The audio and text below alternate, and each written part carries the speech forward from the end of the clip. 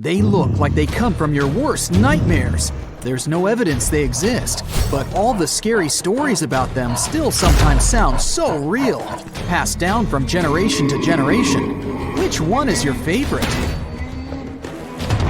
The first creature that probably comes to your mind is Bigfoot, a giant creature that reminds you of an ape and allegedly leaves extremely large footprints and other traces that make people in the area of the Pacific Northwest wonder if it's really there. It's so popular, other similar beasts got their own legends too. Like the Mogollon Monster, something people also call the Arizona Bigfoot.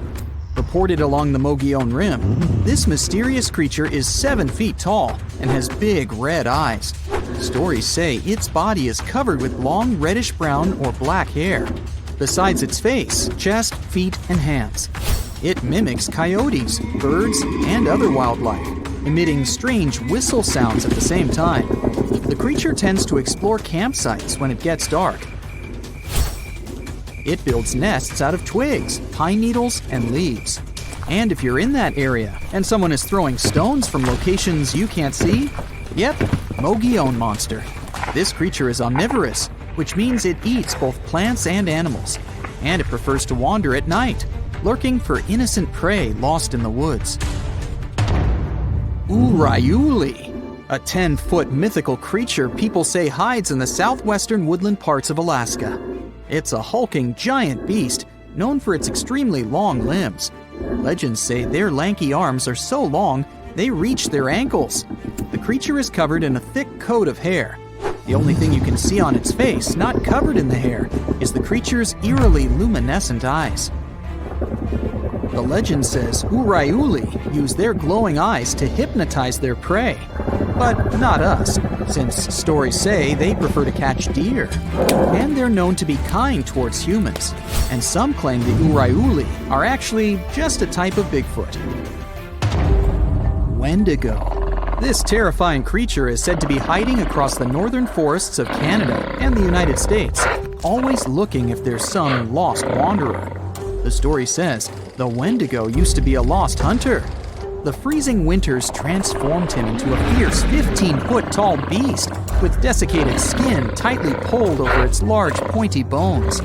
Stories about this creature showed up in the 20th century, and people say the beast still roams around the forest in long, cold winters, constantly looking for lost people he could grab from the darkness. Lake Worth Monster. This scary creature that's part man, part goat is also called the Island Monster. This 7-foot-tall monster is so strong it could hurl car tires like they were just plastic toys. In a worst nightmare scenario, it could appear in the darkness, sailing from the treetops and fiercely landing with full force on the hood of passing cars. That's how the first people who reported its existence described it. Lake Worth is located west of Dallas and east of Fort Worth. There's a landmass in the middle of this mystical lake known as Greer Island. The legend says that's where this scary monster, also known as Fort Worth's answer to Bigfoot, roams. And that's where some skeptics and thrill seekers still go, wandering around and trying to discover if the legend is true. Lurking in the darkness with its scary red eyes, meet the Mothman, a humanoid beast reportedly seen in the 1960s in Point Pleasant in West Virginia. On one cold night in November of 1966, two young couples reported to the police that they saw a big gray creature with glowing red eyes. It looked like a flying man with wings around 10 feet wide. During the next couple of days, more and more people said they saw the same thing. Later, a wildlife biologist from West Virginia University told reporters that these descriptions fit the sandhill crane. It's a big American crane almost as tall as a human being. It has a 7-foot wingspan and circles of red around its eyes. The gigantic bird may have got out of its migration route and started these stories. Or did it really? Fresno nightcrawlers. They're not that tall, considering they're monsters, about 5 feet. The upper part of their body is pretty small, so most of their height is their legs. These creatures have allegedly made 2 appearances so far. Once, people saw them in Fresno, California. In contrast, the other time was in Yosemite National Park in California. Both times they were in videos of poor quality, so it wasn't easy to find details of their upper body. But the creature is considered thin and white with no arms. At least, we can't see them. It also has pretty short and stilt-like feet. Have you heard of the slide rock bolter? It's said to be hiding somewhere in the mountains of Colorado. To be precise, in Lizard Head Mountain, only a stone's throw southwest from Telluride. It's some sort of leviathan that lives on the land. This mountain whale carefully observes its surroundings with beady eyes while chilling atop Lizard Head. It hangs from the peak while its split, clawed tail faces its body downward. If anything steps into its territory, the beast lifts its malign fluke immediately and bolts down the mountainside. With its jaw full of razor-sharp teeth wide open, it gobbles whatever or whoever is in front of it, including miners, lost tourists, and loggers. It sweeps through trees and destroys all natural life that's been in its path for more than 100 years. Or at least that's what the legend says.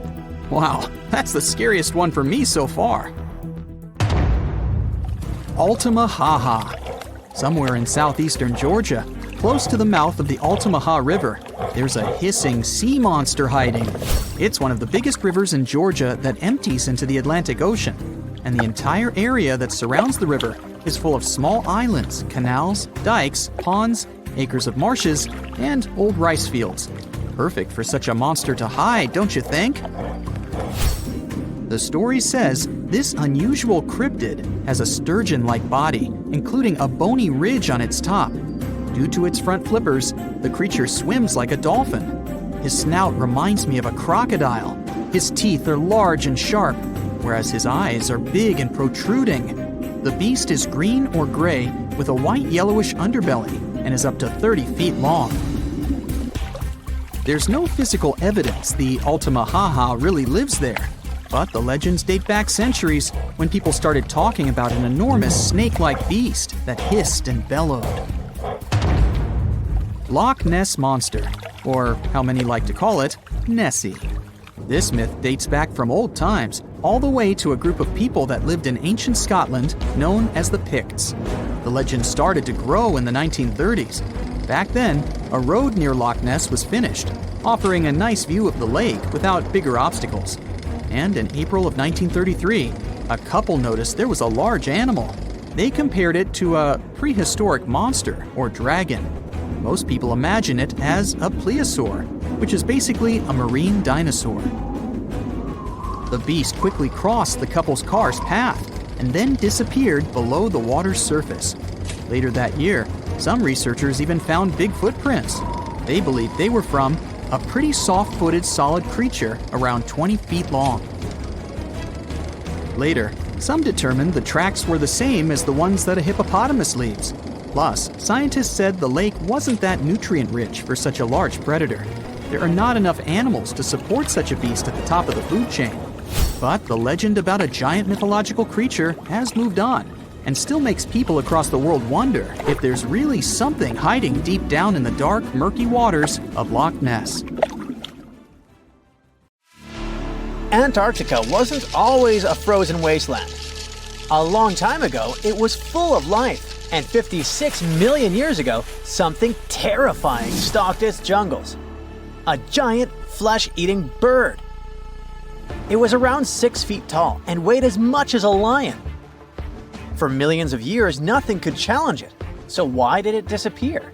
And could there be even bigger predators still hidden beneath the ice? Paleontologists found 2 massive claw bones in Antarctica, sharp, curved, and powerful, belonging to this bird. They were dug up from the Epresian-aged rocks of Seymour Island, which means they're around 40 to 50 million years old. Their shape left no doubt. These were the so-called terror birds. Their scientific name is Forus raceti, some of the most fearsome predators to ever walk the earth. They were flightless and didn't even need wings. Instead, they could sprint at breakneck speeds like ostriches from a nightmare. For millions of years, these birds ruled South America. But now, for the first time, their presence has been confirmed in Antarctica. No surprise here. Back then, South America and Antarctica were still connected, allowing animals to easily commute between continents. So these birds probably migrated south to adapt to life on Antarctica's prehistoric landmass. It didn't just survive here, it thrived. But at some point, this nightmare of an animal vanished. Why? Most likely because of the temperature changes. Antarctica was cooling, slowly turning into the frozen wasteland we know today. Its prey may have declined, leaving the predator without enough food. Eventually, it disappeared, leaving no descendants behind. Researchers hope that they'll find a complete skeleton eventually. They're also wondering where there might be even bigger species waiting to be discovered. Perhaps these birds evolved into a completely new Antarctic lineage. But for now, all we have are two giant creepy claws. People often think that there are almost no animals or plants in Antarctica. But that's not true at all. Penguins waddle around, and forget the cute tiny ones. Antarctica used to have 6-foot-tall monsters. The emperor penguins are the largest penguin species alive today. They can dive over 1,800 feet deep and hold their breath for over 20 minutes. There were giant ancient penguins around 38 million years ago. They were the size of humans. Fossils show they had long, sharp beaks, making them terrifying hunters of fish and squid. The fish there are also absolutely fascinating. Forget giant squids. Colossal squids are nightmares even bigger. Some reach over 40 feet long with massive, super sharp beaks and eyes the size of dinner plates. Finally, orcas, the apex predators of the Antarctic Ocean. They hunt in packs, working together like a wolf pack of the sea to take down seals, fish, and even massive whales. There are even tiny plants like moss and algae. Antarctic hairgrass and pearlwort. They somehow survive against all odds. There are many other myths going on about Antarctica. For example, some people think that when icebergs break off from glaciers, they immediately start drifting straight into the open ocean until they melt. But the reality is way more chaotic. First, when an iceberg breaks off from a glacier or ice shelf, it has to deal with underwater obstacles. It can stay stuck on the seafloor for decades without moving. Then they get caught in powerful whirlpools and spin in place for months. One iceberg, a 23A, spent nearly 40 years frozen in place before finally breaking free, only to get caught in a swirling ocean vortex for another 8 months. After that, their paths are influenced by ocean currents, tides, winds, and even underwater topography. They don't just float freely, their movements are full of literal, unexpected twists. And speaking of glaciers, another strange rumor is that some humans can't travel more than 311 miles inland in Antarctica because of an impassable ice wall, freezing jet fuel, deadly winds, and no oxygen. But this is completely false. Antarctica has been explored by planes, vehicles, and even scientists on foot. There's an entire research station sitting at the South Pole. People live there all year long. The ice wall is real, a massive ice cliff rising above the ocean. But that isn't some secret barrier, it's an ice shelf. These are thick slabs of ice that form when glaciers slowly flow off the land and spread over the ocean. Almost 3/4 of Antarctica's coastline is made up of them, but they don't form some giant ring around the world. Antarctica is one of the most extreme places on Earth, but we've conquered its challenges, and we keep learning more about it every year.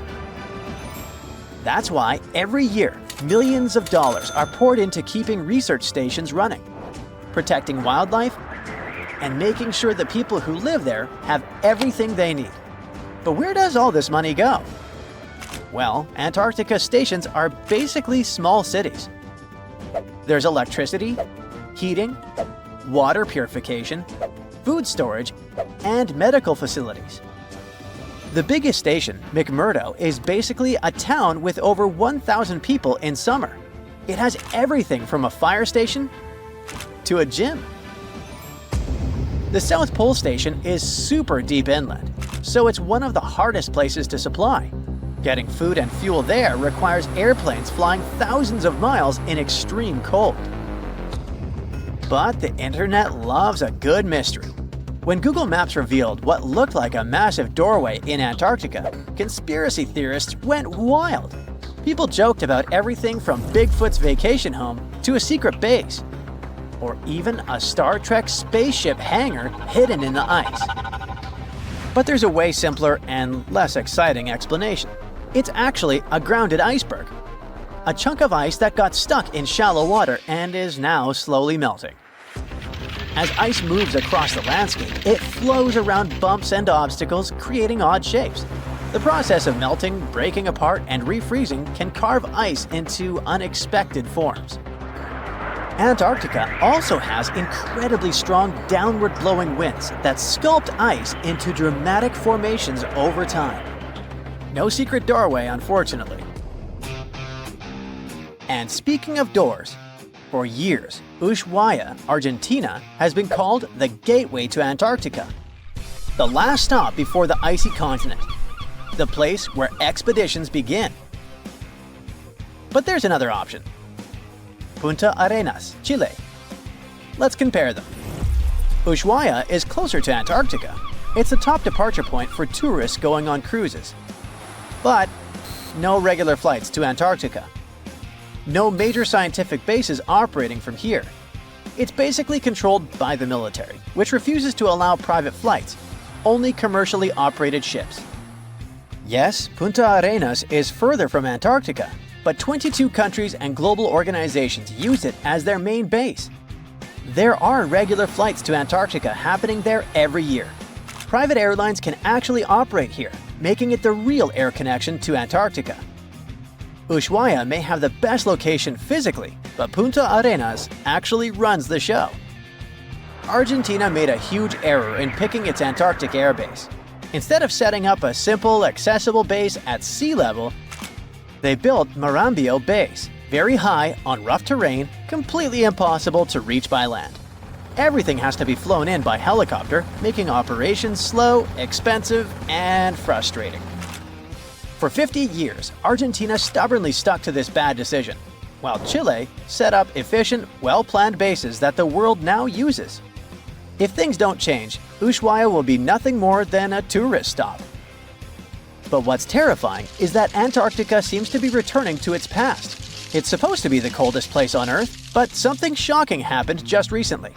For the first time in recorded history, temperatures in Antarctica broke 68 degrees Fahrenheit. This continent is buried under miles of ice. Usually, temperatures there can drop to minus 112 degrees. But in the winter of 2020, scientists recorded an insane 69 degrees on Seymour Island, hotter than many places in Europe at that time. Scientists believe there are several reasons for that. First, there are changes in the way heat moves around the planet's waters. Second, melting permafrost due to the planet warming. It looks like the climate is changing faster than expected.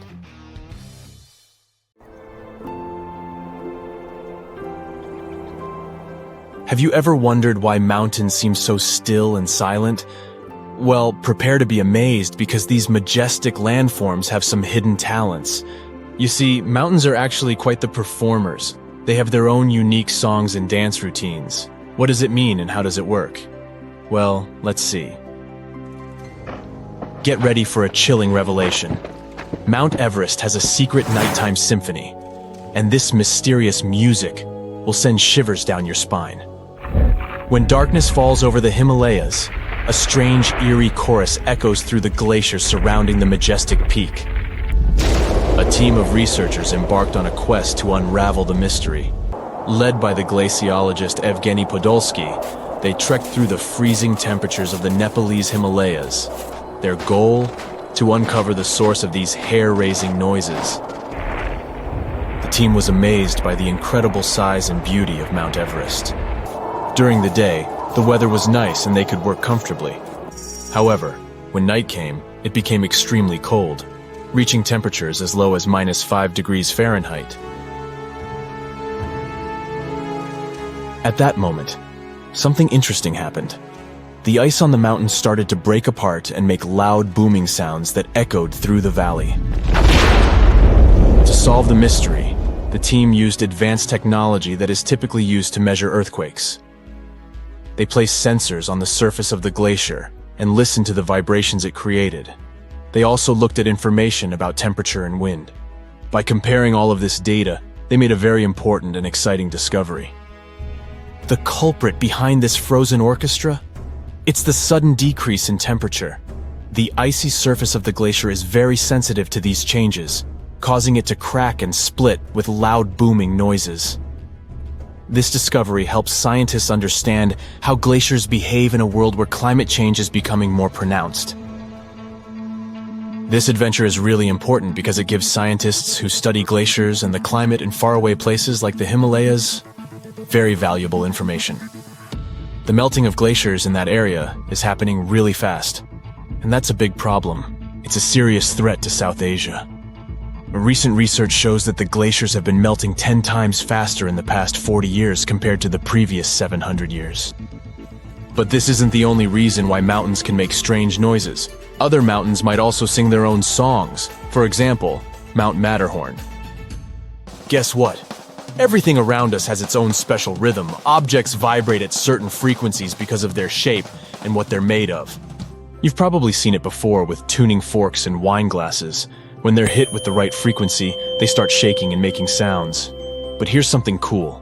Even mountains have their own groove. They vibrate in their own unique way.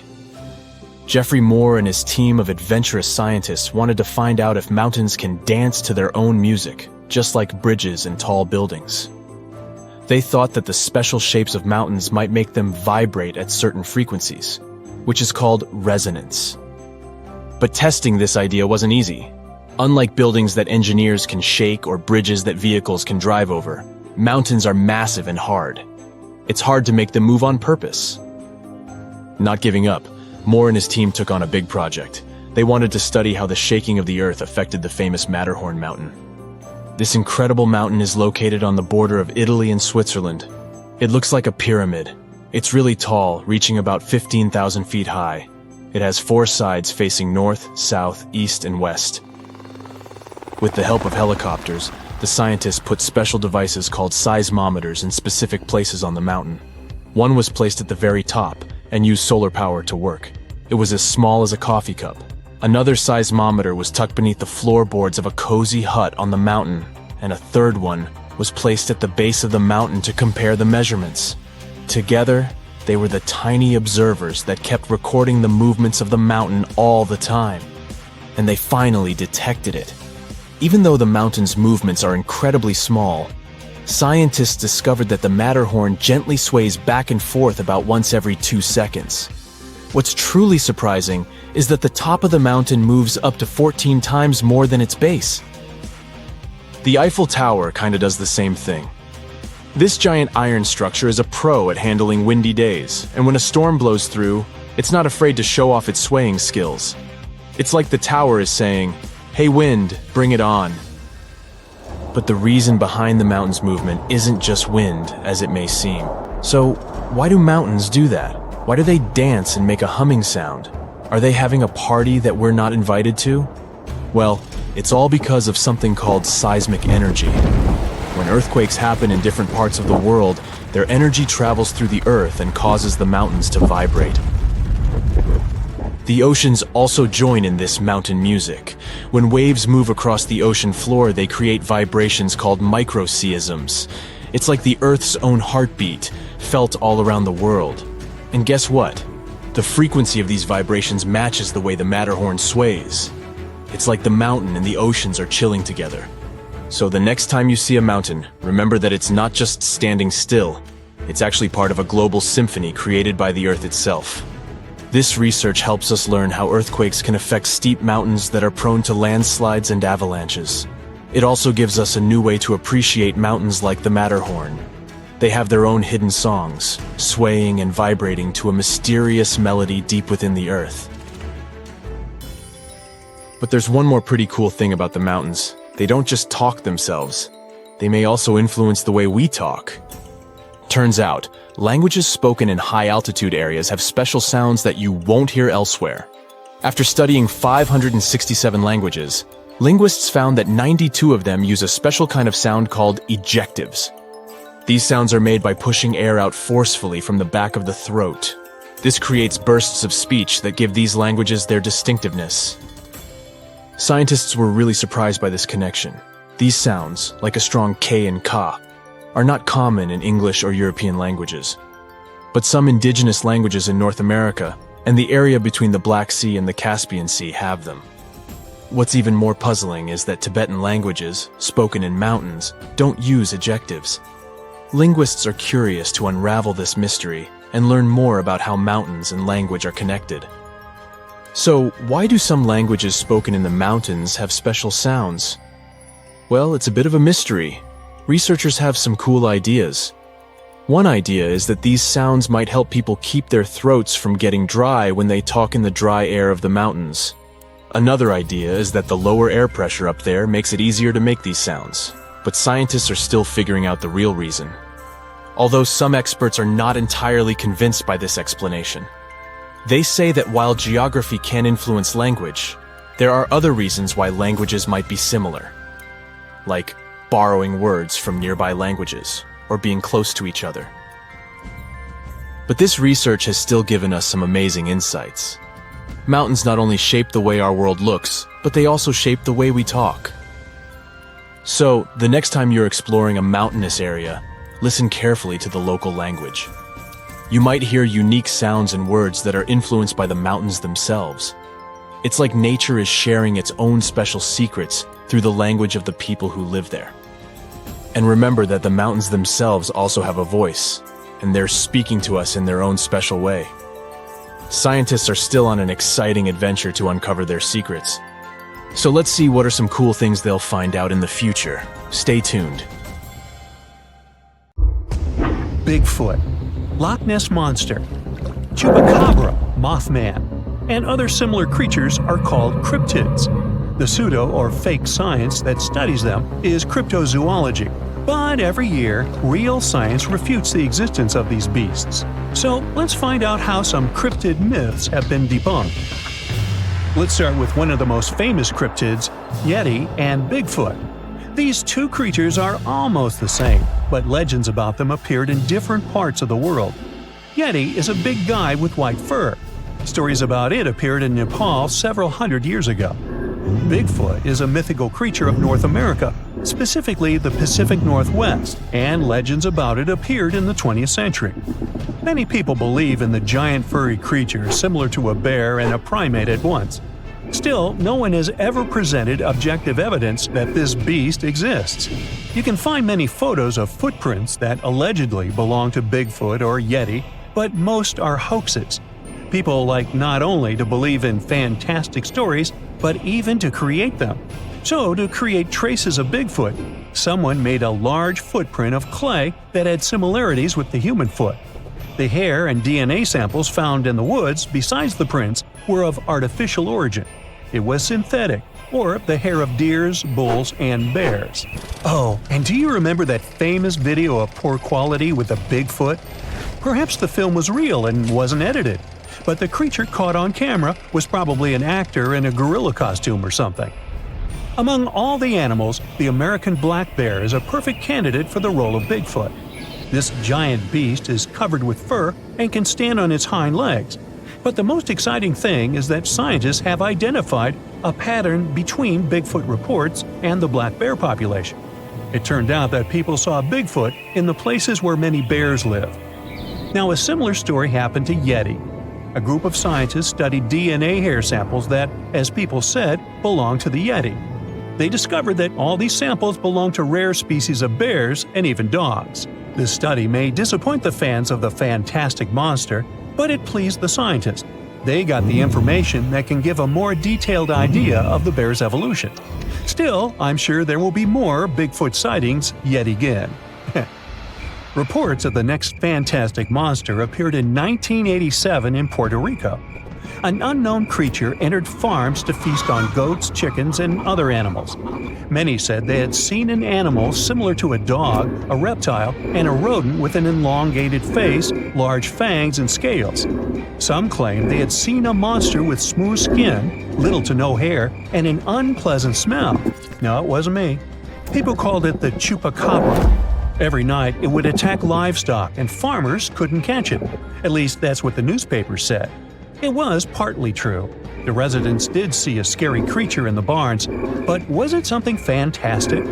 One scientist from the University of Michigan could solve the mystery of the Chupacabra. He said that the monster was probably an ordinary coyote. More precisely, several coyotes having scabies. In Puerto Rico, some ticks climb on animals and cause itching. Because of this itch, coyotes lose their hair. This explains why many people saw bald monsters. The darkness, the fear of the unknown, and people's imagination turned the frightened animal into a monster. With a worse case of ticks, coyotes began to emit an unpleasant smell. Their skin loses its fur and becomes thicker. As a result, the animal turns into a chupacabra. It loses strength, so it chooses easier prey for hunting, livestock.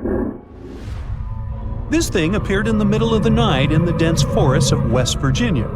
It's a tall person with huge wings and glowing red eyes. You probably know it as the Mothman. People first heard about it in November 1966. In the small town of Point Pleasant, two young people were walking in the woods and saw a terrible monster, a massive guy with red eyes and 10-foot wings. They ran out of the woods and immediately called the sheriff. After that, the police began to comb the forest. A local newspaper wrote an article about the mysterious monster. From that moment on, rumors about the Mothman started to spread throughout the state and the U.S. It became as popular as Bigfoot and the Loch Ness Monster. People made a festival in Mothman's honor, and Hollywood created a horror film about it. But unlike most of the cryptids, Mothman has no photos or videos. Myths and legends keep this creature popular. By the way, the residents of Point Pleasant benefit as their town has become a place of attraction for Mothman lovers. People make good cash selling souvenirs with the image of the monster. Tourists spend money on hotels and excursions and contribute to economic growth. What's the point of destroying all the myths about Mothman if it's that profitable? Nevertheless, the legend appeared somehow, and a guy named Jonathan Gitter decided to discover its origin. He studied the first newspaper articles about the Mothman and read many books.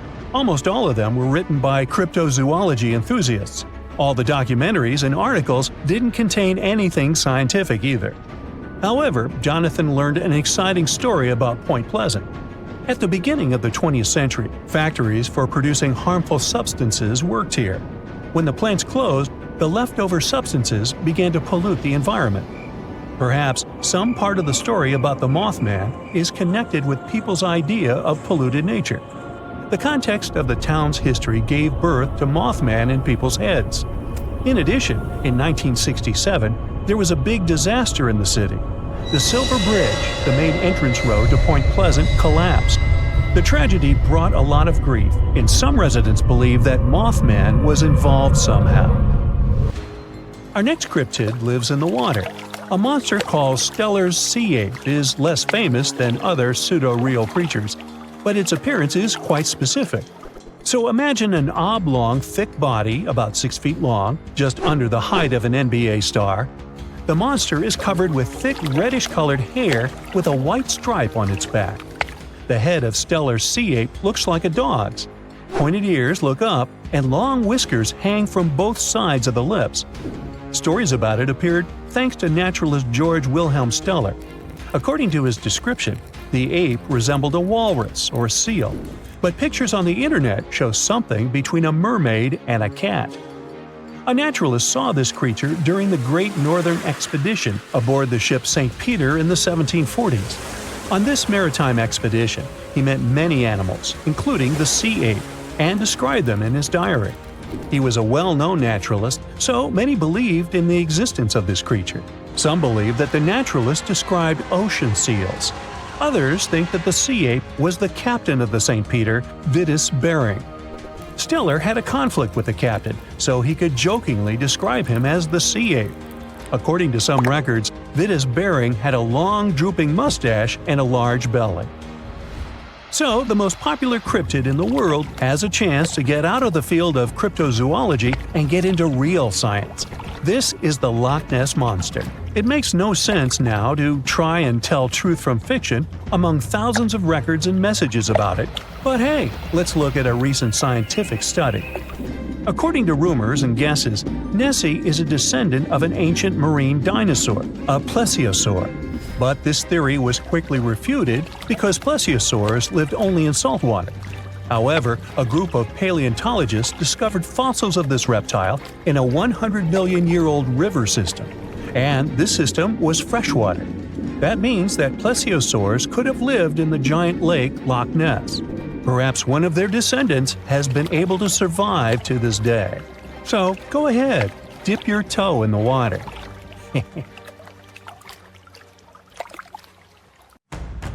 The whole internet is buzzing about an unusual discovery on Google Maps in Antarctica. Southeast of Japan's Showa Station, someone noticed a giant door standing out in the icy landscape. Some call it Bigfoot's vacation home, or a shuttle from Star Trek. Others say it's a blown-off Boeing door that somehow ended up in the snow. Scientists have a way less exciting explanation. It looks like the so-called doorway is actually part of fast sea ice. It floats near the coast where the water is shallow and islands are scattered around. This spot could simply be an iceberg that got stuck and is slowly melting right where it is. You can see other icebergs nearby in the same area. Ice flowing around a solid underwater rock could have formed a natural pattern. The ice is pretty thin here, and because of the rocks underneath, the ice forms unique shapes. Geologists add that the mysterious find is just a rocky ridge sticking up because the ice level has dropped a bit. The top of it is the ridge, and the sides are two snow tails, long streaks of snow shaped by the wind. These snow tails show which direction the wind usually blows in this area. The previous mysterious Google Maps find in Antarctica was a pyramid that turned out to be a mountain. You can easily find it if you scroll all the way to the Ellsworth Mountains. It's the tallest mountain range in Antarctica, and it stretches for almost 250 miles. It's not the first pyramid on this continent, as explorers from the British Antarctic Expedition found another unusually shaped mountain and nicknamed it the Pyramid. But this one didn't have a pyramid shape after all, so nope, there are no pyramids in Antarctica. Sorry to ruin it for you. In 2011, scientists from Chile found a strange fossil in Antarctica that looked like a squashed football. It received the nickname The Thing because it looked like something from a science fiction movie. It turned out it was a giant soft-shell egg from around 66 million years ago. It was more than 11 inches long and 7 inches wide. The only bigger egg ever found was of the extinct Madagascan elephant bird, which was 1.5 times as tall as Michael Jordan. The Antarctic egg is also special because it's the first fossil egg ever found in this part of the world.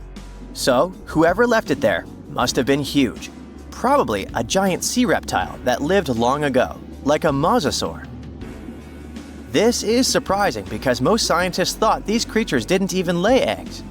The egg is also unique because it has a thin eggshell and no pores, which is totally different from most dinosaur eggs. Scientists did a lot of work and studied 259 types of living reptiles, like lizards and snakes, and their eggs. From this, they figured out that the creature who laid the egg was probably at least 23 feet long, not counting her tail. During the late Cretaceous period, this part of Antarctica must have served as their nursery. Paleontologists have found bones of tiny mosasaurs and plesiosaurs in the same area, as well as bones from the grown-up ones. If you've ever lost your ID and still can't find it, try looking under the Antarctic ice. Well, at least it worked for a man who was reunited with his security access card after 21 years. Rod Budd, a technician studying sea life on the Antarctic seafloor, spotted the card while he was diving at a place called Cape Evans. Rod thought it might be a credit card, so he put it in his pocket and kept working. When he took a closer look, he realized it actually belonged to someone named David McCaw. The card stayed with the research institute where Rod worked for 8 more years, until they finally managed to find David. It turned out that he had never been to Antarctica. In 2003, someone broke into his car in Wellington, New Zealand, and they tossed the contents of his briefcase into the harbor. So, the card traveled over 2,400 miles in 13 years. There aren't even ocean currents that move directly from Wellington to Cape Evans. If the card went through different ocean currents, the journey would take around 1,000 years. So maybe it got attached to something else that could float more easily, like a piece of debris or a plant that can grow on objects and make them buoyant. Or maybe the person who took David's briefcase was on a ship that went to Antarctica. Or the card somehow stuck to the bottom of a research boat that ended up there. In case you want to see probably the coolest find from Antarctica, you gotta head to the 2025 World Expo in Osaka, Japan. They'll display a meteorite the size of a rugby ball that came all the way from Mars. A Japanese research team found it in Antarctica in the year 2000. They believe a massive asteroid impact blasted the meteorite off its home planet before it traveled through space and landed on Earth. It's one of the largest Mars meteorites ever found, weighing 28 pounds. Scientists studied the gas inside the rock to confirm it's from Mars, and they also found special minerals inside that form when water is present. This means Mars likely had water a long time ago. So, studying the rock may help us learn more about whether life could have existed on a red planet. A team of sound experts found a huge underwater canyon in Antarctica, thanks to bad weather. They had to pause their work at the Casey Research Station. Instead of waiting around, they decided to use the unexpected free time to map the seafloor near Adams Glacier. And that's how they found a canyon that is almost 7,000 feet deep, almost 30,000 feet wide, and stretches over 28 miles away from the glacier. The icebreaker they were on uses a special tool called a multi-beam echo sounder. It sends out sound waves in a fan shape under the ship, then listens for the echoes to create a detailed map of the ocean floor. During the mapping, they discovered just part of the canyon before they had to return to the research station.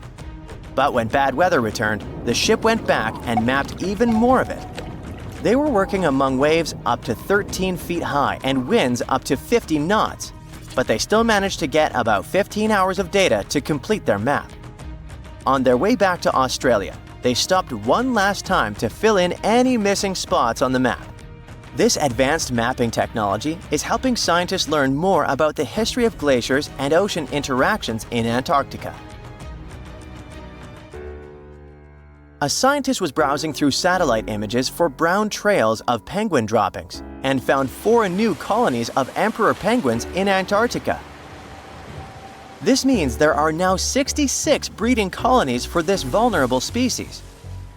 These new colonies likely have been around for years, though they're mostly small, with fewer than 1,000 pairs of breeding penguins each. Some of these colonies are close to other penguin areas, like the one that's not far from an old research station that never reported penguins nearby. One of the new colonies was found close to a place called the Lazarev Ice Shelf, where there used to be a larger penguin colony. They thought this colony went extinct in 2019, but it seems the penguins have just moved a bit because of changing sea ice conditions. If we add the newly found penguins to the total population of this breed, it doesn't change the picture a lot. But it can help scientists see how emperor penguins adapt to the changing conditions.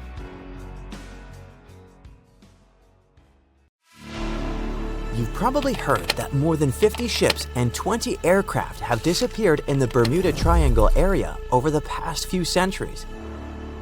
But do you know how many disappearances have occurred in the Alaska Triangle area since the 1970s? 20,000. 20,000 disappearances in the last 50 years. 2 questions. Why do so few people know about this?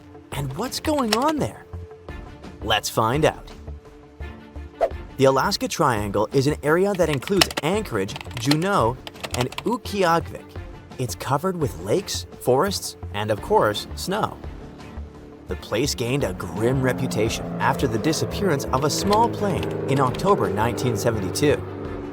The pilot was Don Jones, and the passengers were U.S. House Majority Leader Thomas Hale Boggs Sr., Alaska Congressman Nick Begich, and his assistant. In short, there were big shots from the country's leadership. They flew out from Anchorage to Juneau and just disappeared into thin air. No plane debris, no messages from the pilot, no information at all. The plane just vanished. The search over a vast area lasted for several thousand hours to find the traces of the 4 missing people and the plane. A large team of rescuers, researchers, and specialists couldn't find even a small clue. From that moment on, the popularity of the Alaska Triangle began to grow. It turned out that the mysterious disappearance of the plane was just the tip of the iceberg. Even more planes and tourists disappeared in the area. The number was huge. Dozens, hundreds, thousands, and tens of thousands. Since 1988, more than 16,000 people have disappeared here. But what's the reason for these mysterious disappearances? There are plausible and logical theories. There are some fantastic ones, and there are some very creepy ones that are better not to listen to before going to bed. Do you know what makes this place different from others where people disappear? There are too many mysterious circumstances here. For example, in the Bermuda Triangle, ships disappear because of large waves, bad weather, and magnetic storms. No one knows for sure, but all of these disappearances seem quite logical. A ship sails to a place known for its storms and bad weather. It will be terrible and sad if it disappears, but it won't be a surprise. Let's take climbers or travelers who go to conquer snowy peaks or vast canyons. Bad weather, dangerous landscapes, and wild animals make such trips quite risky. So yes, unfortunately, people also disappear in such areas. The situation in the Alaska Triangle is different. Yeah, there have been bear attacks or falls into mountain crevices here, but people have also disappeared in safe conditions. One man disappeared without a trace from a large liner sailing through the cold territory. Another one just vanished from the top of a mountain in a touristy area filled with a lot of people. What happened to them? No one knows. Among thousands of mysteries, some cases have been solved. For example, scientists have managed to solve the mystery of the disappearance of Frank Sutherden. A 25-year-old New Yorker went hunting in Alaska in the 1970s and never returned. Despite the search operations, no trace of this man was found. But then, almost 20 years later, near one of the rivers in northeastern Alaska, someone found a skull. In 2022, scientists conducted a DNA analysis of the find and confirmed that the skull belonged to the missing New Yorker. The study showed that with a high probability, Frank had met a bear and hadn't survived this encounter. This is just one solved mystery, but how about thousands of others? Tens of thousands of miles of coastline, more than 3 million lakes, cold, strong winds with snowfall, a large number of bears, crevices in rocks, and many other factors can be the reason for missing people. But maybe there's something else, something that makes people go crazy, hallucinate, get lost, and panic. And these are energy vortexes. There's no scientific evidence that such a strange phenomenon really occurs in the Alaska Triangle, but the theory looks pretty true. So, this is a massive invisible energy that moves clockwise or counterclockwise in the form of a vortex. These spirals can be energetic, magnetic, or electromagnetic. But what are they doing? Magnetic anomalies can disrupt the operation of the compass and other navigation instruments, and people can experience dizziness, disorientation, and even hallucination. According to the theory, people's behavior changes depending on the direction of the vortex. If it swirls up clockwise, then it has a positive effect on a person. People experience calmness, concentration, and a desire to create. Negative vortices do the opposite. They swirl counterclockwise and cause health problems. Bad mood, nightmares, depression, confusion, and malfunctions of electrical appliances. If the vortex theory turns out to be true, then there will be fewer questions about the Alaska Triangle. And while some believe that this place is associated with magnetic activity, others are sure that the Alaska Triangle attracts extraterrestrials. According to them, spaceships from other planets abduct people. This version is too far-fetched and stereotypical, so let's not dwell on it. Among all this majestic wilderness, vast forests, lakes, and rivers, there's something that stands out in the overall landscape. There is a scenic area in Alaska called Gakona, and it hides HAARP, the High-Frequency Active Auroral Research Program. It's a large research center that consists of hundreds of antennas that transmit radio signals to the ionosphere. The ionosphere is a layer of the planet's atmosphere where radio waves are exposed to solar radiation and other cosmic stuff. It all sounds rather complicated and incomprehensible.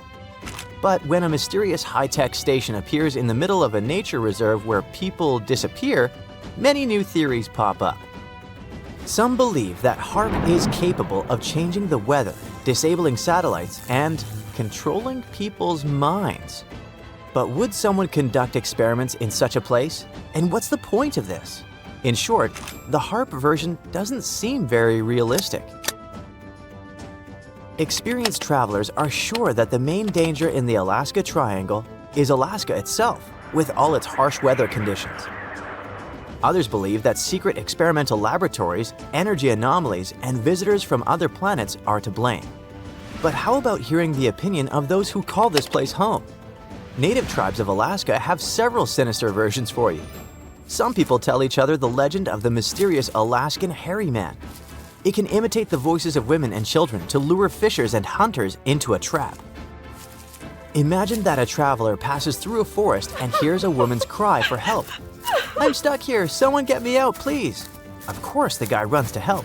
He gets to the place, but instead of a woman, he sees a big, hairy creature.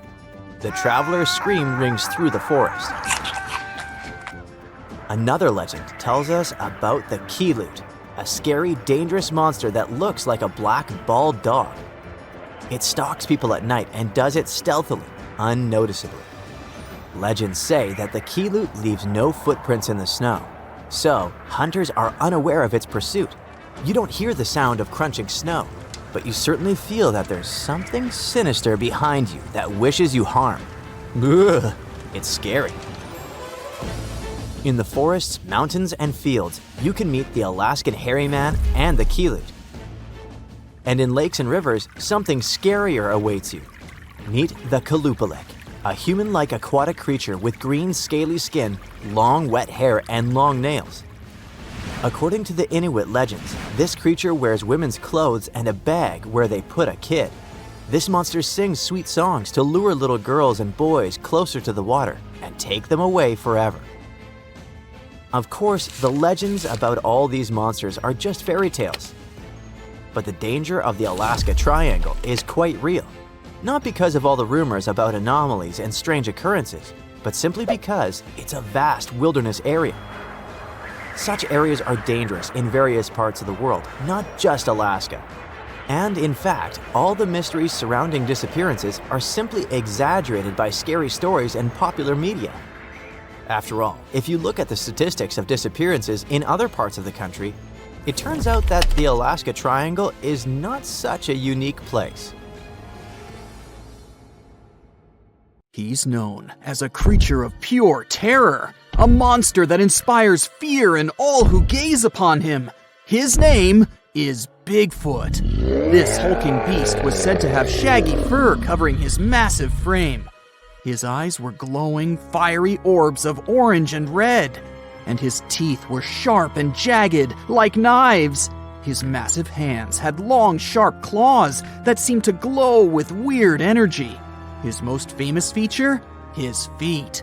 Massive and heavy, with thick, sturdy toes that seemed to be able to crush anything in their path. Whenever he moved, the ground trembled beneath his weight, and His growls sounded like a volcano was just about to erupt. Sure, we've all heard the stories and seen the movies, but did Bigfoot really exist? Is he still out there, just waiting for people to notice him? Let's look at some of the information we do know for sure. Bigfoot became well known back in 1958 when a man from California named Ray Wallace claimed to have found large footprints near his work area. For years, his kids believed the whole thing was just a prank pulled by their father. People have reported finding many more footprints and a few handprints that were similar, but some of them were left by bears, others were fake, and many others can't be explained to this day. But the legend of Bigfoot predates this event. In 1955, a man named William Rowe said he saw a creature that looked partly human and partly animal while hiking on Mica Mountain in British Columbia. He later signed a document stating that the creature was about 6 feet tall, had brown silver-tipped hair, and had thick arms, broad feet, and breasts. Then there's the story of Albert Ostman, who claimed in 1924 that while he was camping alone near Toba Inlet in British Columbia, he was taken by a Bigfoot and held captive by the Bigfoot's family for a week. The man eventually escaped when the Bigfoot, father of the family, became sick after eating some of Ostman's belongings. There are no other Bigfoot memorabilia like the 1967 video called the Patterson-Gimlin film. Some people think it shows Bigfoot, but most scientists think it was just a person in a costume. The film is still often used by people who believe in Bigfoot as evidence that it's real. There are even scientists who think the film might not be fake. It's become more believable over time because of new scientific discoveries about how our ancestors walked. This opinion is based on the discovery of Lucy, a 3.2 million year old human ancestor that walked on 2 legs, which proves that our early ancestors were similar to apes and could walk like humans, just like Bigfoot. There's also a video on YouTube of Bigfoot in Provo Canyon, Utah that's very popular. The video shows a big black animal in the trees, possibly eating or looking for food. As the camera zooms in to get a closer look, the creature stands up on 2 legs like a person. Obviously, the people filming it got extremely frightened and ran away at once. The video was posted in 2012 and has been watched more than 7.6 million times. The people who made the video were not really looking for Bigfoot. They were simply camping and wanted to see some deer. They initially thought that they saw a bear until the huge creature stood up and looked straight at them. They ran to their car and left their tent and stuff behind. Their belongings are most likely still there. Skunk apes are said to be a species of Bigfoot-like creatures that people think live in swamps in the southern United States. In 2013, a video was posted on YouTube showing a potential skunk ape in a swamp in Mississippi. The creature in the video appears to be very strong and has short, broad shoulders, a small head, and long legs. Some believe the video is real, but others think it's a hoax because the camera often moves around quickly or the person filming runs away just when the creature is about to be seen clearly. This makes it hard for skeptics to believe in the existence of Bigfoot, and they've continuously asked for more evidence, like pieces of Bigfoot bones. This is probably the reason why 2 men claimed that they had found a frozen Bigfoot while hiking in Georgia. But what they had found turned out to be nothing more than a gorilla suit. They didn't back down, though. One of the men also later claimed to have injured and captured another Bigfoot in Texas in 2012, and even charged people to see it. But later he admitted it was fake too. In reality, we have no physical evidence that this creature exists or ever existed. Whenever people claim they have proof that Bigfoot exists, scientists usually find that the evidence is actually from well-known animals or humans. For example, in 2014, a group of researchers examined 36 hairs that were believed to belong to Bigfoot. Almost all of the hairs turned out to be from animals, such as cows, raccoons, and deer, as well as from humans. They did find something surprising, though. 2 of the hairs were similar to those of an extinct type of polar bear. Scientists concluded that these hairs could have come from a new type of bear, or a mix of different bear species. But they were definitely from a bear, not a primate like Bigfoot. Another possible theory that could explain these Bigfoot sightings is that the noticed creatures are, in fact, chimpanzees, gorillas, or orangutans. This idea is often mentioned in connection to skunk apes, because some people believe that the hot and humid climate in the southeastern US could let this species thrive there. Sure, Bigfoot might be entirely made up, but it may not be on purpose. Our brain has a lot to do with it too, all because of a little thing called pareidolia. This is the tendency to see patterns or familiar objects in random or ambiguous things, such as seeing faces in clouds or animals in inanimate objects. It's a psychological phenomenon that can lead people to perceive things that are not actually there. We might be tricked by our brains into thinking we've seen Bigfoot, because we tend to spot human-like shapes in our environment. This often happens with blurry photos or videos of the supposed Bigfoot. Other people believe that Bigfoot is a type of ape that used to live in Southeast Asia and is now extinct. These people think that Bigfoot may have come to America by a land bridge that used to connect Siberia and Alaska during the last ice age. However, there's no evidence of this ape in America, and we don't know much about how it moved because scientists only have the fossils of its jaw and teeth to study. Some specialists believe this ape might have walked on 2 legs, but others say it walked on all 4s because it was so big.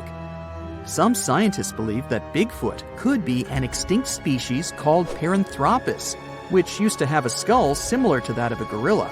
It walked on 2 legs. However, the Paranthropus fossils have only been found in Africa, so there's no reasonable explanation for the Bigfoot sightings in America. Others believe that Bigfoot could be related to the Gigantopithecus, a type of ape that lived millions of years ago. Some people have even suggested that Bigfoot could be the missing link between apes and humans, but this idea is not supported by scientific evidence. There are theories that claim that Bigfoot was actually a Neanderthal. We do know for sure that Neanderthals are extinct because there are no known living individuals of this species. All evidence suggests that Neanderthals became extinct around 40,000 years ago, and there have been no confirmed sightings or discoveries of Neanderthals since then. Also, no remains of these species have ever been found in the Americas. In 1975, in Puerto Rico, a farmer saw most of his goats lying lifeless on the ground. He got closer and saw that the animals were stiff and had 2 puncture marks on their necks. Goats were not the only animals that were hurt. Many pigs, cows, and geese lost their lives too. They all had the same distinctive bite marks on their necks, and all had been drained of their vital fluids. The locals immediately jumped to conclusions and blamed dogs, and the authorities didn't bother to do a better investigation and just said dogs had done it without looking for any proof. A couple of days later, though, many more animals were found deceased. Among them was a cow that had literally been opened, and it had a lot of scratches on its head. The farmer next door reported that his chickens had been destroyed by something. In just a few weeks, the creature took the lives of 90 farm animals. After some time, another farmer said that 10 of his goats had been drained, 7 had been hurt, and 11 were missing.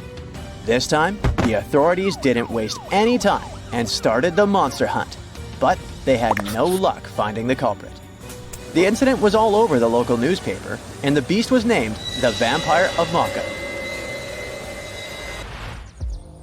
The incident caught the attention of the Agricultural Commission, and scientist Juan Rivera was tasked to solve this otherworldly mystery.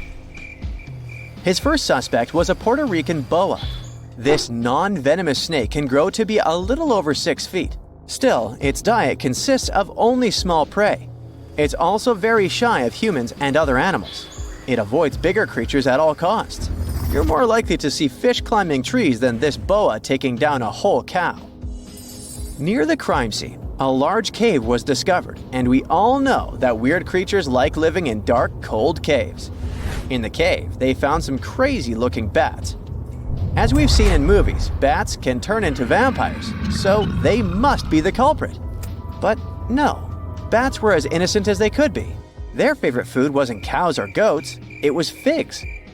They were peaceful fruit-eating bats that didn't care about animals. Again, the researcher hit a wall. Suddenly, all the terror stopped in July 1975. It seemed like the creature had vanished into thin air, but not for long. 2 decades later, 62 miles from the previous site, more animals were found. A local vet examined them. He was terrified to discover that every animal had 2 precisely cut holes like he had never seen before. The animals were anemic and looked like they'd passed away recently.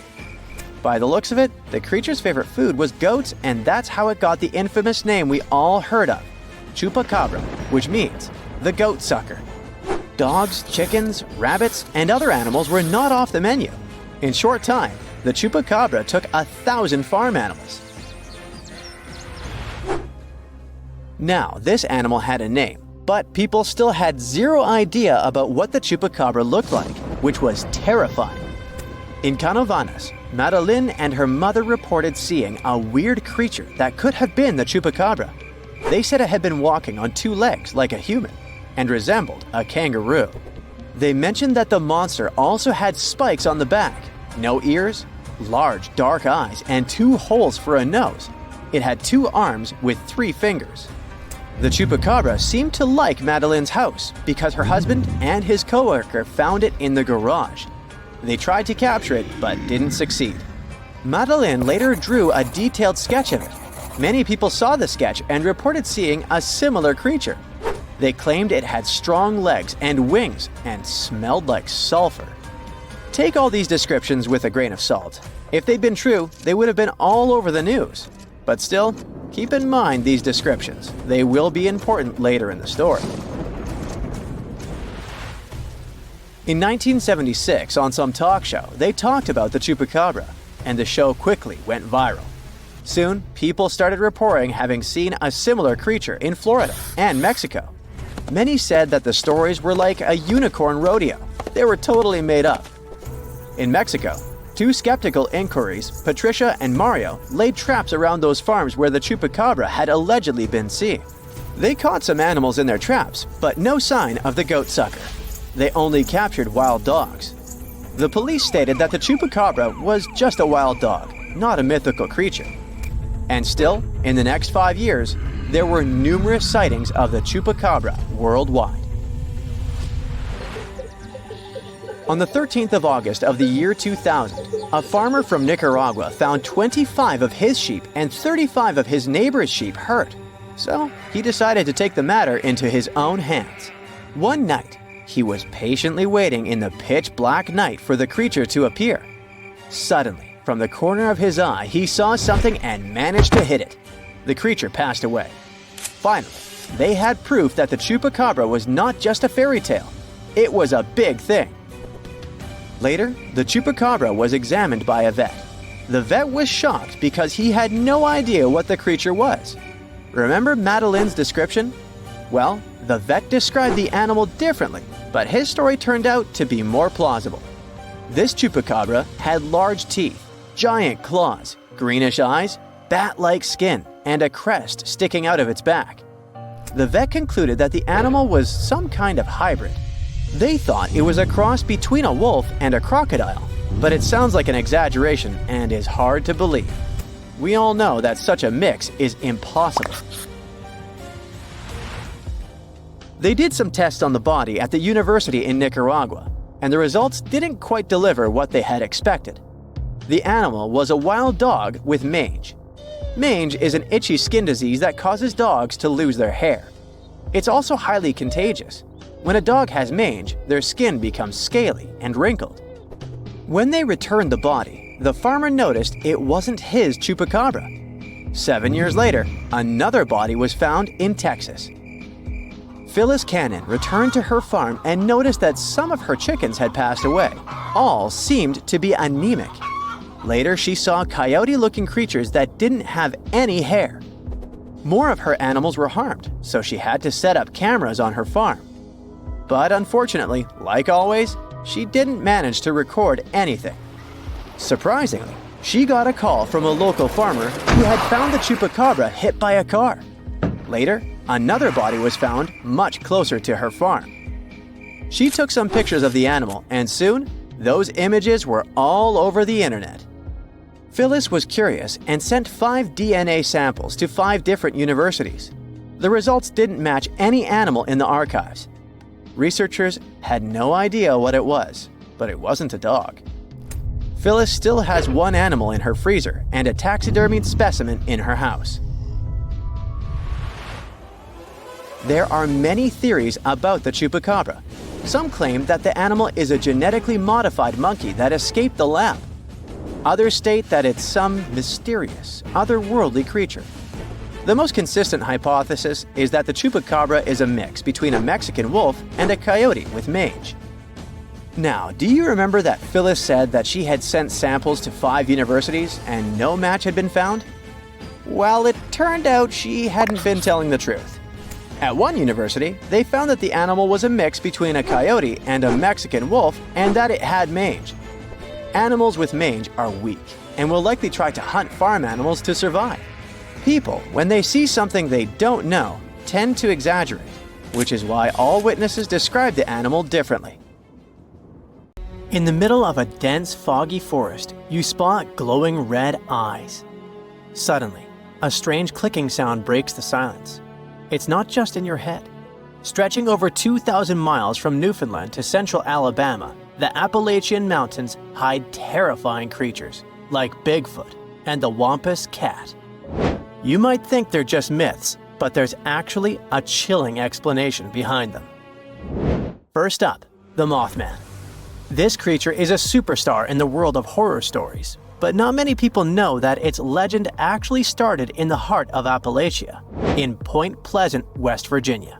Back in 1966, 2 couples were driving when they suddenly came across a human-sized moth, about 7 feet tall, with glowing red eyes. They totally freaked out and sped up, but the strange creature flew and chased after the car, making a screeching sound until it finally disappeared. After this encounter, the group told the police that the creature looked like a tall, muscular man with huge, white wings, but they couldn't see its face because of the hypnotic effect of its eyes. Since then, the Mothman has become a famous urban legend. People swear they've seen similar creatures in other parts of the US, like Chicago and Gallipolis, Ohio. Theories about what people saw range from a balloon with a flashlight tied to it to extraterrestrial beings visiting Earth. But it's also possible that it was just a bird, more specifically, a barred owl. People probably mistook a bird for this creature because the barred owl looks eerie in the dark. It has spooky eyes and makes creepy clicking sounds. Still, these birds aren't huge, so it's strange how they've been mistaken for such a scary monster. Wait, what did people actually see then? The second strange beings are known as the moon-eyed people. This was a group of bearded, flat-faced, pale people with big blue eyes who supposedly lived all across Appalachia. Why did I say supposedly? Well, because no one could ever prove they actually existed. The stories about them were part of the Cherokee folklore, so we don't really know how reliable the information is. Still, their legends creeped out both locals and visitors in Appalachia. The moon-eyed people were said to come near a house at night, and people inside would hear them talking. But they were warned not to go outside, and no matter what happened, they couldn't watch them. In the morning, they'd find their corn gathered as if someone had helped them. Or the opposite, fields completely cleared like a whole group of men had been working there and taken all the crops. One of the most famous stories about them involves a mysterious stone wall found at Fort Mountain State Park. It was built between the years 500 and 1500, but no one knows who actually built it.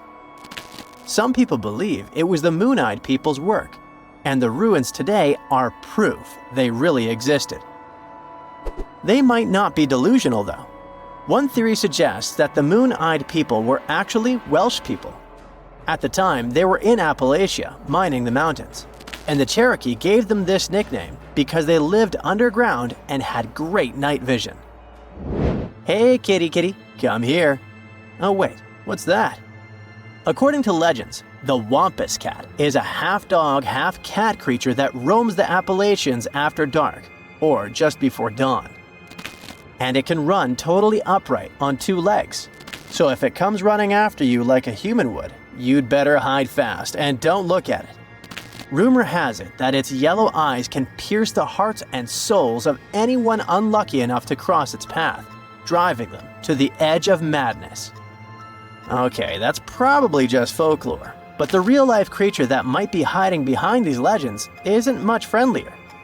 The stories describe the Wampus cat as a kind of underwater panther, so some experts believe it sounds a lot like a mountain lion. Apparently, they're really strong swimmers and cross a large lake without much difficulty. Now, let's say you're driving in the Appalachian region at night. Suddenly, you spot an animal in the middle of the road. You slow down and take a closer look. It looks like a deer, but there's something off. Its eyes are too close together, its head is misshapen, its neck is too long, and its legs move in unnatural ways, almost like a puppet on strings. Oh, and even if you honk, this creature won't move. It's definitely not afraid of you. This is the not deer. Although some people have reported sightings as far away as Texas and even Norway, it's definitely an Appalachian myth. One young woman said she was hiking when she spotted a doe. Suddenly, the animal looked right at her, and she noticed that all of its knees were bent backwards. Any direction a deer's knee is supposed to go, the deer's knees did not. Oh my. Anyway, the internet is flooded with people talking about the not deer and its creepy behavior.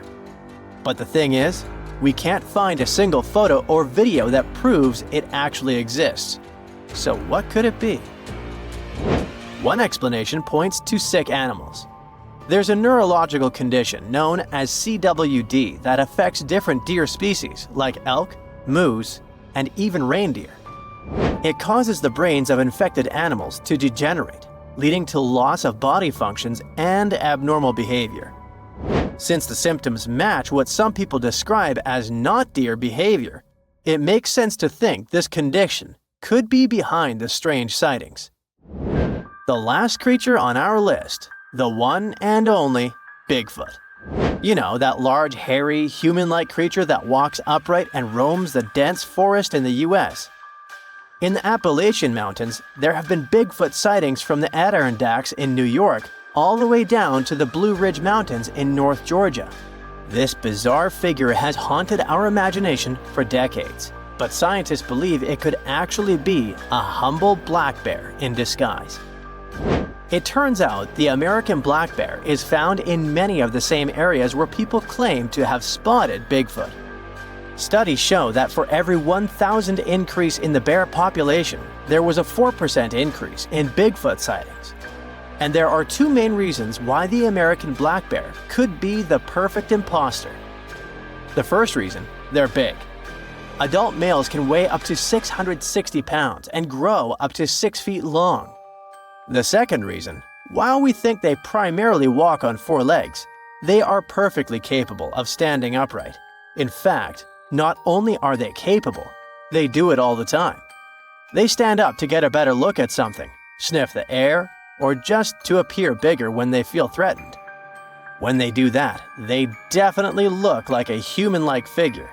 And for those people who aren't used to being around bears, it's easy to mistake them for something more sinister and out of this world. Now, you might be wondering why so many strange sights and creatures are said to live in the Appalachian, and the answer might be linked to the region's age. The process that led to the creation of these mountains has been going on for over 480 million years, which means they're older than Saturn's rings, for example. Over all this time, the region has gone through some drastic changes in its composition, creating a huge number of ecological niches with varying elevations, slopes, aspects, temperatures, and rainfall. And according to experts, the reason the region is so full of bizarre legends isn't just because the mountains are old, but because they still look old. Since a large part of Appalachia is basically untouched by humans, much of that ancient biodiversity is still around and seems unknown to us. This has created a landscape full of deep forests, mist-covered valleys, and winding rivers. A place where secrets seem to be hiding in the fog. And over the centuries, the isolation of the Appalachians only allowed these stories to grow. Alrighty folks, gather around and let me tell you about the Manananggal, a real charmer of a mythical creature from Filipino folklore. She's often described as a lady who likes to snack on sleeping pregnant women. But here's the twist. During the day, she's all dolled up and looking like a total babe. But come nightfall, she detaches her torso and spreads her massive bat-like wings to fly off into the darkness in search of her next victim. And she doesn't just stop at pregnant ladies. Nope.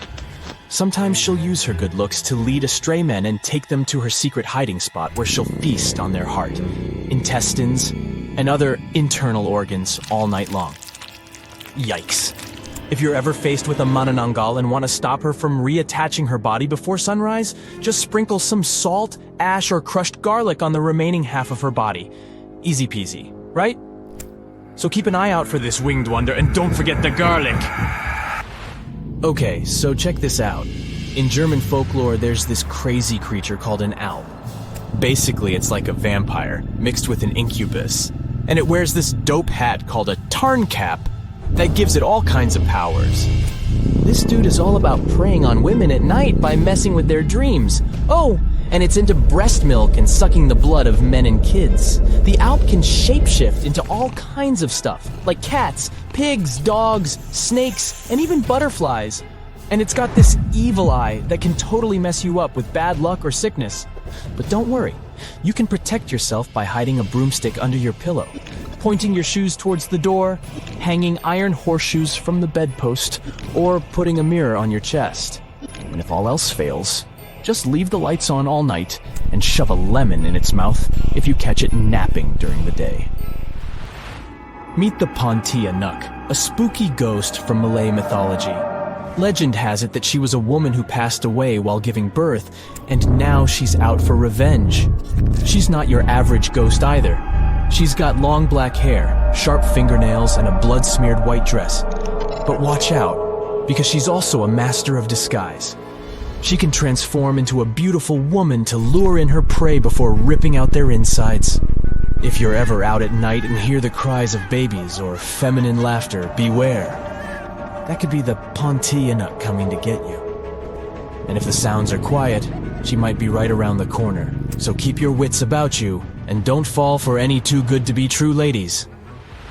Hey, did you know that according to Irish legend, every family has their very own banshee? This banshee lady is supposed to let out a piercing wail or shout when someone in the family is about to kick the bucket. Talk about a not-so-subtle warning, but don't let her eerie cry trick you. This banshee lady is said to be drop-dead gorgeous with long flowing locks and crimson eyes from all her crying. She's also known for wearing a gray shawl over her green threads. Fashionable and spooky? We're into it. Some people even say that this banshee can transform into a sweet-singing young lady who foretells the doom of the family. Yikes. And if that's not enough to give you goosebumps, she's also been spotted hunched over in the woods, crying her eyes out at night. Sounds like a real party animal, doesn't she?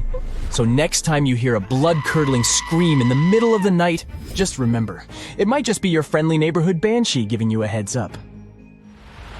Now let me tell you about the Kaloo Pilowit. These creatures are like the boogeyman of the Arctic. They live near the ice floes and are known for snatching up kids who get too close to the water. But don't worry, it's just a myth to keep children safe. Now, the appearance of these critters varies from story to story, but they all have some things in common. They've got slimy green skin, long hair, and long fingernails. Their hands are webbed like a fish, and they wear these fancy parkas made out of eider duck feathers. Oh, and watch out for their flippers. One of them can emit a sound that'll paralyze you. But don't fret, you can outsmart them. Some clever Inuit hunters figured out that if they asked the Kaloo Pilowit to shapeshift into a seal or whale, they could easily finish it and bring home a tasty catch. Yum! Some stories say that these creatures use kidnapped children to keep their hair looking fabulous. Talk about dedication to hair care. Others say that the kids are just devoured or used to fuel the Kaloo Pilowit's youth. But here's a wild tale for you. There was once a grandma who couldn't feed her grandson, so she called upon a Kaloo Pilowit to take him away. The tribe eventually got back on their feet, and a young couple went to rescue the boy. They found him tethered to seaweed by the Kaloo Pilowit, but every time they got close, she'd drag him back underwater. They ended up waiting until sunrise to cut him loose. Yeah, the Kaloo Pilowit may be spooky, but they're just looking out for the kiddos. And who knows? Maybe they'll give you some hair care tips if you're lucky enough to meet one. Let me present to you the scariest horse-like monster in all of Scotland, the Nucklavi, or Nucklavi. This bad boy has a skinless body, a head 10 times bigger than a human's, and a breath so poisonous it can destroy animals and crops. So, it's got wicked powers that can cause chaos all over the islands. But fear not, because there's an old spirit known as the Sea Myther who can control this terrifying beast during the summer months. The Nucklavi has roots in Norse and Orcadian folklore, and was first documented by the mysterious Joe Ben using some fancy Latin manuscripts back in the 16th century. Ernest Marwick, an Orcadian writer and folklorist, thinks that this evil sea creature is similar to the Norwegian Nok, the Nuggle of the Shetland, and the shape-shifting Kelpie or water Kelpie. So, if you're ever out and about in Scotland and come across this scary guy, just remember, call on the Sea Myther and run for your life. This dude is South African Tokolosha. It may look like a gremlin, but trust me, it's way more mischievous. Apparently, witches and shamans can summon them with their magical powers, but there are ways to keep these troublemakers in check. One way is to give them some curdled milk. Apparently it's their favorite, and trim their hair so they can see. If that doesn't work, you can call in a witch doctor to use some good old-fashioned magic to exorcise them away. Now, according to South African folklore, these tokoloshes are mostly invisible and can suck on a stone to stay that way. So, if you want to keep them away from your home, scatter some special blessed salts, aka tokoloshe salts, along your door frames and windowsills. Or if you're feeling extra cautious, put some bricks under your bed's legs. Better safe than sorry, right? Have you heard of the Chimera? She's a total monster, literally. This fire-breathing female hybrid is made up of all sorts of animal parts. Think lion-like body, goat-like head, and a tail that ends in a snake's head. According to Greek mythology, the Chimera is the child of Typhon and Echidna, and her sisters are Cerberus and Lernaean Hydra. Sounds like a family reunion, huh? But don't worry, our hero Bellerophon was up for the challenge. The king of Lycia sent him on a mission to defeat the fearsome Chimera, and Bellerophon was the greatest hero monsters were scared of. The Chimera was no match for Bellerophon and his trusty Pegasus.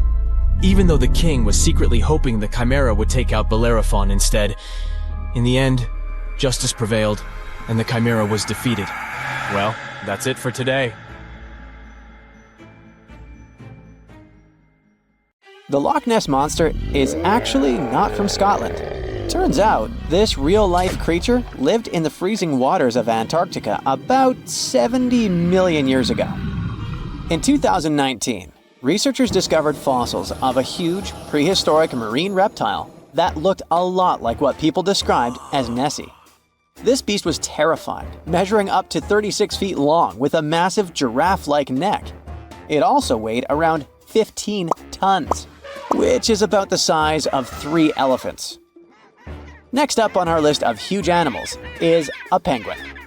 I know, penguins aren't exactly what you'd call big, but scientists have just found what they think might be the biggest penguin ever, the Kumimamu fordyce. It's believed that these giant birds were hanging around New Zealand about 55 million years ago, and they were huge, weighing over 330 pounds. That's about 5 times the size of the emperor penguins, which are considered the largest penguins alive today. Now, let's move on from massive creatures to something much smaller. Meet B. Manfred Schmitti, a great ape that lived around 12 million years ago in what is now Germany. This creature is very special, as it's the tiniest great ape ever discovered. And when I say tiny, I really mean it. These ancient animals only weighed about 22 pounds. They were basically no bigger than a super chunky cat. If you think small creatures aren't scary, wait until you meet the electric blue tarantula. This newly discovered species from Thailand's mangroves has an almost otherworldly electric blue color. Its vibrant hue doesn't come from pigment, it is actually caused by the unique structure of its hair, which reflects blue light, making it look like an extraterrestrial being. We're going even further now, diving into the freezing pitch-black depths. At around 2,000 feet deep in the Andaman Sea, scientists found a new species of ghost shark, which they named Chimera supape. Their appearance is straight out of a horror movie. They have sleek, pale bodies, frills that look like feathers, and large, creepy eyes. These ghost sharks aren't actually sharks, but they are related, having diverged from their cousins about 400 million years ago. The good news is they're not too scary since they're only a bit bigger than a shoebox.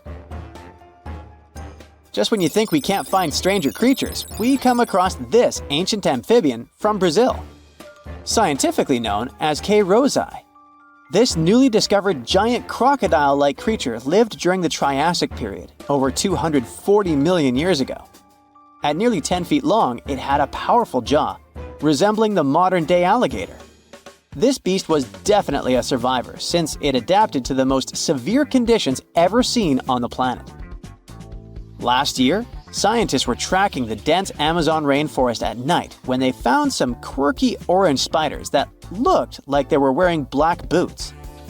The team soon discovered it was a new type of giant crab spider. And no, they don't look like crabs at all. They only got their name because, while perched on plants, these spiders spread their legs out to the sides, just like crabs. Do you know that some new species are named after celebrities? Hollywood icon Harrison Ford now has his very own snake, for example. Discovered in Peru, T. Harrison Fordy honors the actor famous for his role as Indiana Jones, an archaeologist with a notorious fear of snakes. Unlike the film's menacing serpents, this new snake species is quite modest in size, measuring about 16 inches long. We also have the Rampholion princei, a small new species of pygmy chameleon from Tanzania that was named after US rapper and poet Prince Iya. He received this honor because of his work raising awareness about global environmental issues. Another celebrity namesake is DiCaprio's snail-eating snake, which hangs out in the shrubs of Panama's forests. This S. irmelindi caprioi is about 15 inches long and spends its nights on palm fronds looking for snails and slugs. Its round eyes look like glowing coals that can be a bit scary, but overall, the creature is super chill. Even when it feels threatened, it doesn't bite. It just coils up around its head and gives off a really bad smell. Now something a bit more sinister. Meet Venomius tomhardii. Does that name ring a bell? Exactly. This new species of spider was named after Tom Hardy's portrayal of the infamous Marvel character Venom. And all because the black spots on the spider's abdomen reminded researchers of the famous anti-hero. Most spiders of this species were found in Australia at night, sitting in their elaborate webs in forested areas near the coast. When disturbed, these creepy crawlers often hide in silk-lined hollows in tree branches. We've also got something for the Lord of the Rings fans. In the vast and warm waters of the Amazon River, scientists have just discovered a new species of pacu. This fish is a relative of the terrifying piranha, with a plant-based diet and human-like teeth. It was named Myloplus sauron because of a bold vertical black mark on its side, which reminded researchers of the fiery eye symbol of the villain Sauron from Tolkien's epic saga. Wait, is that a tanned capybara or a wild dog? Well, actually, it's neither. This is a newly discovered dwarf deer. This tiny creature, about the size of a basset hound, scurries through the forests of Peru. The combo of large eyes, stocky body, and short legs makes this animal simply adorable. This cute little deer is the complete opposite of what we've got coming up next. This bizarre-looking creature is what we believe the beast of 5 teeth might have looked like. Its fossils, found in Chile and Patagonia, showed that it lived during the age of dinosaurs, about 72 million years ago. This finding is just another piece of evidence that mammals had been roaming around that part of South America much earlier than we thought. Moving from the forests of South America to the deserts of Australia, we come across a sand dragon lizard, known scientifically as Ctenophorus tayacalpa. With its sandy color and long, lean body, this lizard looks like it could star in a Dune movie. Discovered last year, this sand dragon lizard blends in perfectly with the hot sands of the Great Victoria Desert in southern Australia. For over 10 years, a large-eyed creature managed to hide from scientists who ventured into the mountains of southwestern China. But not this time. In 2023, the group finally managed to take photos of 7 frogs that didn't match any known species. They're now known as Leishan odorous frogs, a species that grows to be about 2 inches long and has small bumps all over their grass-green bodies. Off the coast of Chile, we have recently found a seamount nearly 4 times as high as the Burj Khalifa. Underwater mountains are usually home to beautiful life forms, like sponge gardens and ancient corals. But this Chilean seamount also hid a creature known as the flying spaghetti monster. It's a rare type of squid with long noodle-like tentacles that make it look like an underwater pasta dish. Including its tentacles, this strange creature can be over 130 feet long. Recently, scientists were diving into the cold waters of the Antarctic Peninsula when they thought they had found an ordinary dragonfish swimming by. But there was something unusual about this one. It turned out that this fish had 2 darker vertical stripes along its slender body. That's when they realized they were looking at a new species, the banded dragonfish. From bizarre sea creatures to a cute one. In 2017, locals were diving near Kume Island in Japan when they found the skeleton panda sea squirt. This deep-sea oddity quickly won people over with its look because its black spots actually resemble a panda bear's eyes and ears. At least if you have a good imagination. This unusual creature filters water to catch its food, and is yet another reminder of the ocean's hidden wonders. Consider Lake Enigma. What a fitting name. It's already strange enough because it's not even supposed to exist. But now, we stumbled upon actual life deep beneath it. And this just might help NASA in their search for life in outer space. The lake lies deep in the icy heart of Antarctica. So it's not really a water pool like we're used to, more like a lake-like block of ice, or so we thought. Just recently, Italian scientists discovered a secret that had been buried for ages, an actual body of water, and in this water, life is thriving. Various microorganisms, and even some weird little hunters, which is super weird, since Enigma sits in a remote and harsh corner of our planet, the northern Victoria Land in Antarctica. The entire South Pole is cold, but in this place, temperatures can plummet to a horrifying minus 41 degrees Fahrenheit, though on average it's around 7. Chilly. Like we said, this lake shouldn't even be there at all. Antarctica is technically the largest desert on Earth, even though it's covered in snow, because it's super dry. There are 0 rains, truly little snowfall, and the sun barely evaporates anything. And even if there is some water, the insane winds make sure to dry everything out super quickly. Putting on our thinking caps, this lake should lose an unimaginable 7 million cubic feet of water every year. Yet, the water remains. Why? No one knows. Scientists say there could be something deep underground that refills it constantly. They just have no idea what that might be. Maybe deep underground rivers, melting ice, or something else entirely. But hence the name, the Enigma Lake. The block of ice we mentioned is permanent and super thick, at least 36 feet of it, and that's higher than a 3-story building. So researchers decided to check out if there's anything beneath it. They used a so-called ground-penetrating radar, a super smart echo detector for the ground. This radar sends invisible radio waves into the Earth. When they hit something underground, like rocks, water, or anything else, they bounce back to the device. By measuring how long it takes for the signal to return and how strong they are, we can determine the distance and what exactly the radar hit. That's how animals like bats, whales, and dolphins can see underwater. And we humans stole this cool nature idea to research buried structures and hidden caves. Scientists used this device all over the Enigma surface. This way, they were able to create an entire map of this under-ice world beneath. The water itself wasn't surprising. It's the unique ecosystem in it that shocked them. Unfortunately, no secret monsters or extraterrestrial secrets this time. But there are microorganisms there that may not exist anywhere else on Earth. Somehow, these creatures have managed to survive in complete isolation and extreme cold. It's not that we don't know these microorganisms, we've met them before, just not exactly like this. There are a couple groups hanging out down there. The first one is Bacteroidota. They love breaking down complex molecules, especially in your stomach, and help digest tough plant fibers.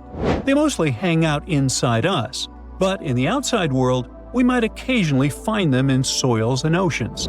Then Actinobacteriota, genius chemists among bacteria. They decompose organic materials and help the soil get healthier. They're also famous for producing antibiotics, so we owe a lot of our medicine to them. The third one is Pseudomonadota. These guys weren't a surprise. They're crazy adaptable. They can thrive pretty much anywhere, from soil to water to the human body. Some of them are good, helping plants grow and in nutrient cycles, but others can be opportunistic pathogens. Ooh, bad guys. But what is actually a surprise is that Lake Enigma has tons of passibacteria. They're ultra small even for microorganisms and can barely do anything themselves. So they prefer to live in symbiosis or be little parasites, relying on their hosts for nutrients and other necessities. All these little chompers might be ancient. They could be remnants of a time before the lake froze over completely, which is hundreds of thousands of years ago. It's simply weird to encounter these bacteria in the Enigma Lake, especially the little parasites. Passibacteria usually love low-oxygen environments, but this lake is very oxygen-rich, not even mentioning an almost 40 feet of ice above. So all this means that even though we know who these guys are, this specific species might be new to us. They could have evolved with some unique adaptations and abilities using the lake's unusual chemistry. They probably rely on a super simple and delicate food web. Some of the microorganisms produce energy from light, well, whatever light gets down there, or the lake's chemicals. The symbiosis guys most likely survive by living on or inside their neighbors. Yep, these microscopic creatures hunt each other. Nope, things can't be peaceful even in a place like that. If we find out what their secret to survival is, we might learn more about chemistry, medicine, and even extraterrestrial life. Because if life can endure such extreme conditions, then it can probably appear pretty much anywhere, including our closest neighbors, Europa or Enceladus, the moons of Jupiter and Saturn. They definitely hide oceans beneath their frozen surfaces, and now there's a very high chance there might be some life there. Antarctica must be the closest thing we have to extraterrestrial exploration before we actually land on other planets. It's full of hidden mysteries and surprising creatures. Even outside of Lake Enigma, the South Pole harbors life. Just take the McMurdo Dry Valleys, which are often referred to as Earthly Mars. These are among the most mysterious and extreme places on our planet. They're stretching across Victoria Land in Antarctica, and this is one of the driest places on Earth. Makes sense if you remember the name. Surprisingly, unlike other parts of the South Pole, this land is almost entirely devoid of snow and ice, just lots of super cold ground. There might even be some sand dunes nestled here and there between the rugged mountains. The ground is mostly covered in loose gravel, scattered with ancient rocks made of granite, and something interesting called gneiss, just spelled differently. It's the type of rock that's been through a lot, literally. It's usually born when granite and sedimentary rocks have to endure insane pressure or horrifying heat for a while, a process called metamorphism. These conditions are so intense that they literally rearrange the minerals into layers. That's why gneiss has such beautiful foliated looks. It's the planet's version of baking a layered cake. It's amazing because this place is almost exactly the way it was millions of years ago. These valleys are frozen in time, and they give us a little glimpse into Earth's distant past. And that includes life. Once again, local winds are absolutely terrifying gusts of cold air racing downhill, and they evaporate snow faster than it can even melt. So, logically, you shouldn't find much water here, not even mentioning life. But somehow, you can still stumble across frozen lakes and saline ponds in the dry valleys. And local life stretches all reason and our understanding of biology. It exists inside the rocks themselves. Microorganisms are hidden in slightly moist cracks and crevices. Deep inside, there's endolithic bacteria. These guys are super chill. Instead of moving around like other microorganisms, they always stay put inside their little rocky homes. How do they survive? Through photosynthesis. Just like plants, they take teeny tiny parts of light that gets in crevices and acts like little solar panels, getting energy from the sun. Meanwhile, in another place, beneath the Taylor Glacier, there's bacteria that literally doesn't eat anything. Not comfort, not sunlight, not even oxygen. These guys rely on a diet of dusty rocks and sulfur to fuel their weird metabolisms. By breaking down sulfur and iron, they get energy to sustain themselves. This way, they easily survive in deep seas at sub-freezing temperatures, completely cut off from sunlight, oxygen, and the world itself. This place is fascinating for both its life and the lack of it. In some parts of the valleys, like University Valley, yes, that's what it's called, the permafrost is so harsh that no microbes were found at all. This might be one of the only places on Earth where life appears to be completely absent, a quite scary idea. Anyway, now scientists are thinking about learning more about Lake Enigma and drilling this Mars-like environment, exactly for that reason, to see how we could get samples from Mars in the future. Look at those lush coniferous forests and tundra. What a wonderland! You may have mistakenly thought it's Canada, but it's not. It's Antarctica, about 34 million years ago. So what makes Antarctica this frigid today? It turns out a mix of dropping carbon dioxide levels and some tectonic shuffle played a huge role in transforming this ice-free paradise into the frozen continent we know now. About 50 million years ago, CO2 concentrations were sky-high, strutting around at around 1,000 to 2,000 parts per million. But as those levels tumbled down, global temps started to drop, paving the way for the mighty ice sheets that later took over Antarctica. While the CO2 dive was happening, tectonic activity was also working its magic. The big split between South America and Antarctica opened up the Drake Passage, which created the Antarctic Circumpolar Current. This powerful current acted like a bouncer, keeping warm air and ocean currents from crashing the Antarctic party, and helping keep things rather frosty. If you mix up Australia and Antarctica, you're not that wrong. These two continents used to be one. If you mix up Austria and Australia, it's much worse. By the way, don't fall for the internet myths and memes. There's no help desk in Austria specifically for people who intended to fly to Australia. Now, look at this magnificent Australian pink beach. It's precious, and not in a figurative sense. Those mysterious pinkish sands are actually garnet, and it's widely used in jewelry. Geologists studied those sands and came to the conclusion that the garnet contained there is older than local mountains. That doesn't make sense, right? In fact, it does. You see, Australia didn't used to be this very detached continent as it is now.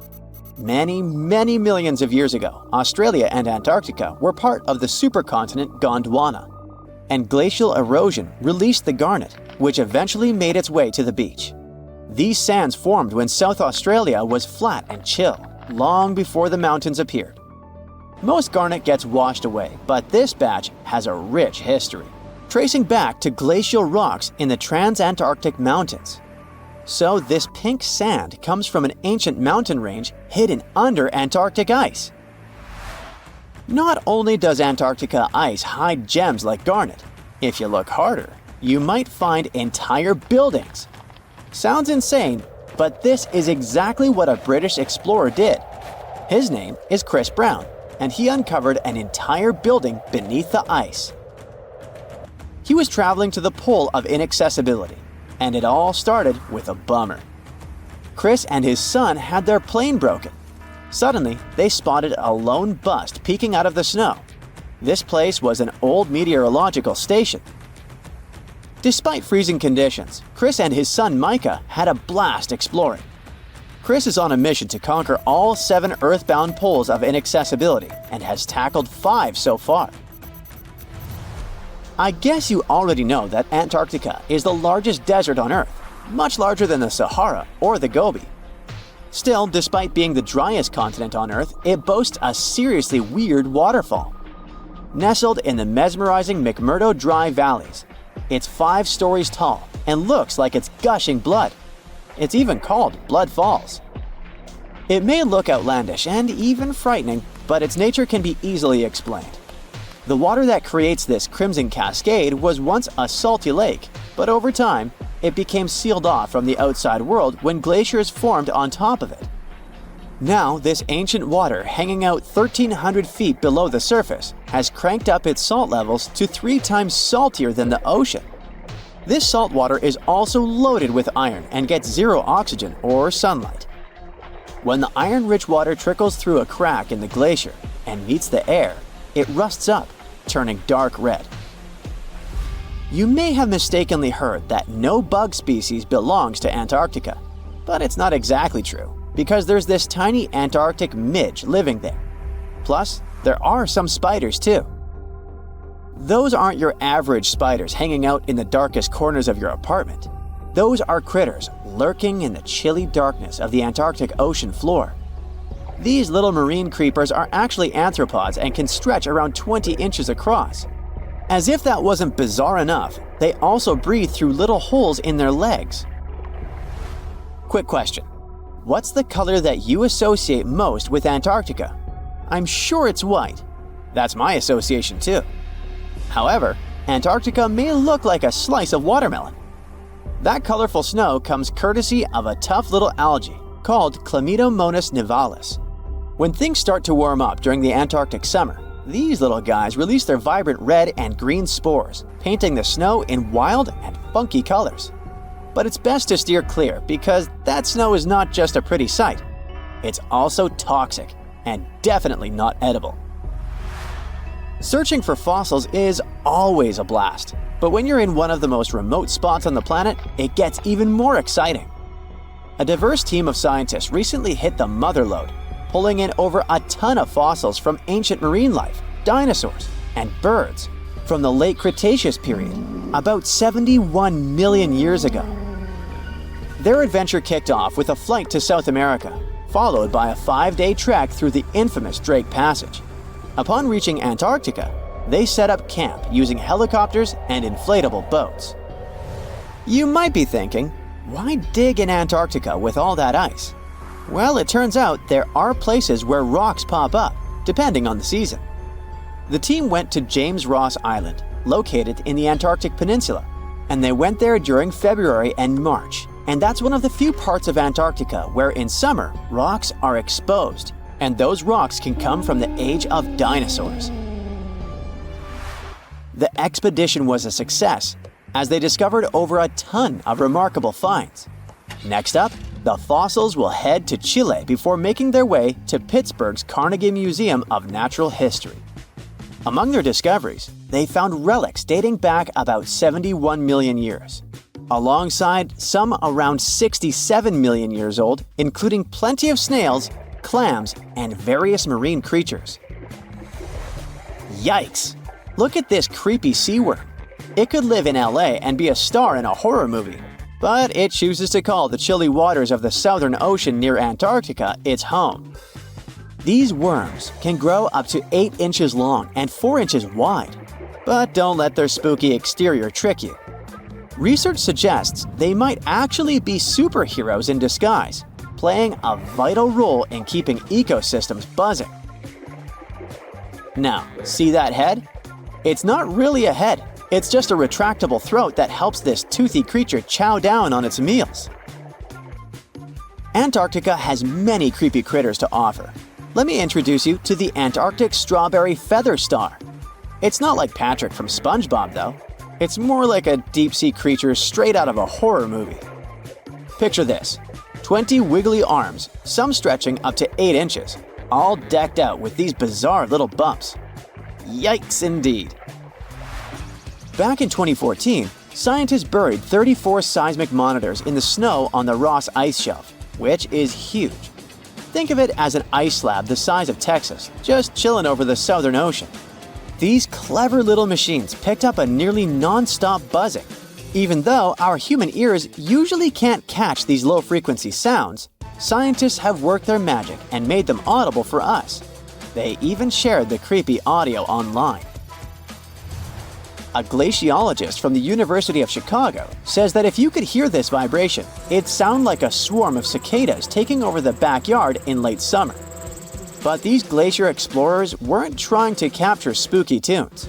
They're actually on a mission to monitor the Ross Ice Shelf because things are heating up, literally, and the ice is melting faster than ice cream on a hot day. Ice shelves are like Earth's safety plugs, keeping all that massive ice from surging into the ocean. So what exactly is making all that noise? It's likely just strong winds whipping across ice dunes, creating a kind of natural vibration.